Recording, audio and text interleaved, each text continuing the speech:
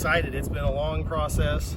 Still more to go. We're certainly not done, but it's coming together. It's turning into a great facility. It's pretty overwhelming. It's pretty amazing. It's fantastic.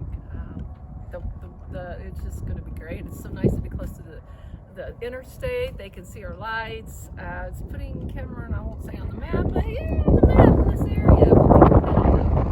To me, it's another step in the process. It's certainly not. We're not finished. There's still a lot of things that we're going to be upgrading and continuing to add. But it's a very important step to recognize. Just the start of games. I mean, there's a huge number of communities that don't have a park anything like this. So that we were able to get the tax pass and as far as it goes so far is a monumental achievement. I want to say thank you for the taxpayers for doing this, because it wasn't for your funding. And I will tell you that the top Parks Board and the City Council and the staff worked really hard to try to make sure your money is well spent. This is a big responsibility. I've taken, that's one of the reasons why I've actually gone to as many as I can partner, because I want to support them on their effort and what they're doing to this, because it's your money that's doing this.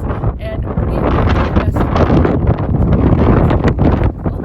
I guess what's next for the park, of course, this is kind of like the pool, it just opened up, but there's still a lot of work to be done. Kind of what are some of the things you're looking to add on in the near future? So that is something important to remember, that well, first, the whole project is quite a bit behind schedule. It was originally the park was supposed to be completed last fall, so I know there's been a lot of chatter of issues circulating on social media and that sort of thing. I can say that we're certainly aware and working to correct all of those. But that is an important thing to remember, that we're really still in the final construction phases of this. So we wanted to get the kids out here to play this season. So there's going to be some growing pains this season as we work through the final construction issues and keeping the kids playing at the same time. But yeah, we've already got next phase working towards bids. That's going to be a year-round restroom and shelter facilities over just on the north side of the soccer fields. The grant. That's funded by an LWCF grant.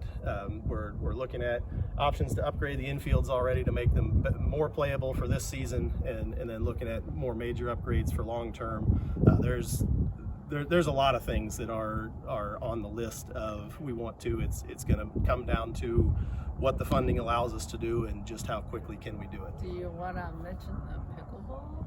I was about to say, in the pickleball courts. That's in the proposal phase for the next major upgrade is a multi-court pickleball addition, and Jack and Al Briggs have already donated $25,000 towards that project. So after the year-round restrooms, that's the hopeful. We haven't yet applied for or received the grant, but we're applying their $25,000 as match towards the next LWCF grant to expand into pickleball up just a little farther north from the soccer fields. And final question to Becky, which is EDOC last night's meeting, tourism was a major topic of the meeting.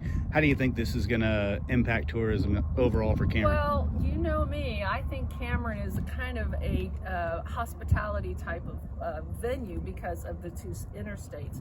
So I think this is just going to be a lot easier for big tournaments to come because of the highways that where we're located. So we're going to try to put our best foot forward and our face on and get some more restaurants in here, and I think it will be a great place to come and experience some recreation.